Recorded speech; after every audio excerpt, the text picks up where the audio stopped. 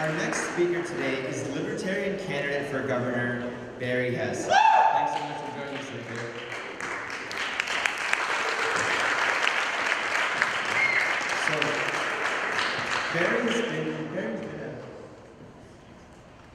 Barry's been a really nice guy. Barry's been a political force in Arizona for almost 2 decades and is the vice chair of the Arizona Libertarian Party. He has been a tireless work for individual liberty and to restore freedom to this incredible nation. He's the author of The Peacemonger and an international speaker on freedom issues and how the libertarian philosophy that brought and prospered America. Last year he did what most said couldn't be done by pulling together the largest, most diverse coalition in Arizona history to defeat some of the most egregious laws ever passed that sought to limit your choice on election ballots. It was the first successful attempt of a citizens' referendum in over 35 years and 35 attempts. He says it's time to reset Arizona's future and to leave the next generation the only legacy of any value, that of their individual liberty. You have 10 minutes, Barry. Thank you very much, and I want to thank every one of you for pushing past whatever it is you had to push past in order to be here today, because it is important, and you are the ones who are affected more than my generation.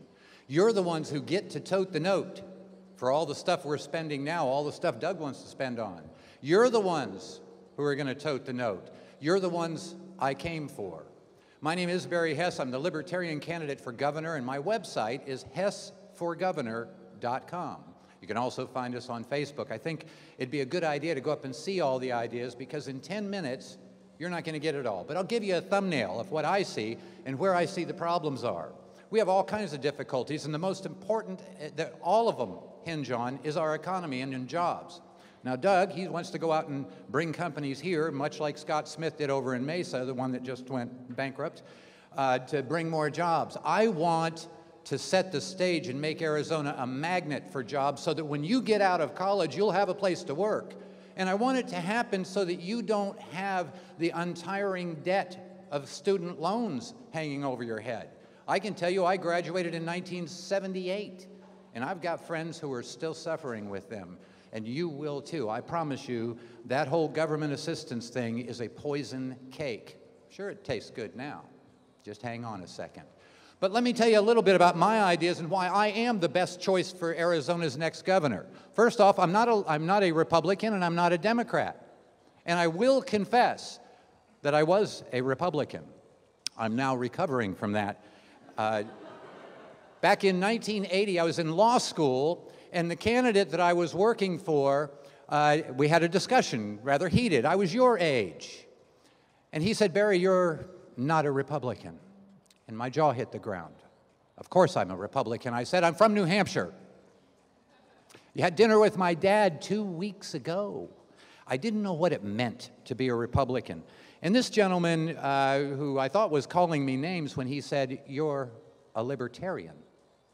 Now, I just graduated major university, poli-sci. I'd never heard the word before. He saw the squirreled up look on my face, and he said to me, he knew I didn't understand at all what he was talking about. He said, Barry, you don't back up on principles, not one iota. I like the word iota.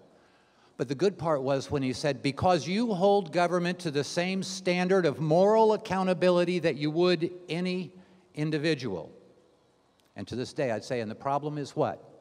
Well, let me tell you something. Several years later, after he had spoken right here at ASU, I had a chance to speak with him, and I spoke with one of the press people. And the press people said he recalled the conversation that we had had so many years ago, and that'll make the hair on the back of your neck stand up.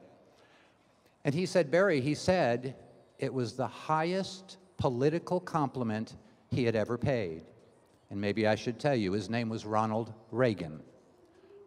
It was an interesting journey that I had. And so when I see Michele here speaking, I was biting my tongue because she was the one who put through the legislation that tried to limit your voting choices. And it was aimed at me.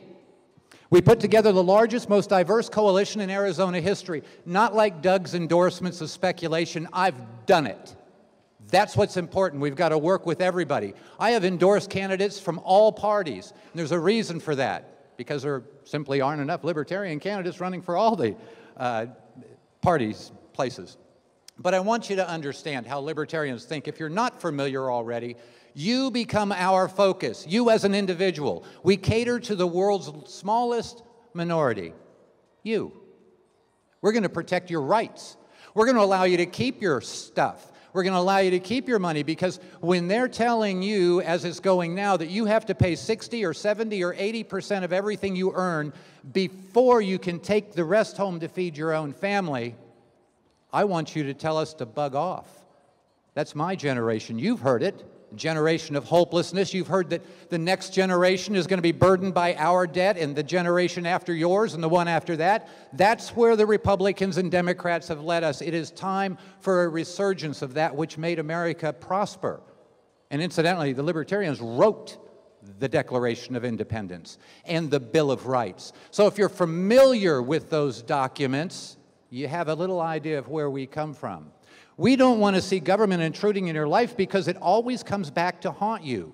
And many of you are young people, you haven't had that experience yet, but let me tell you something, there's a rude awakening coming.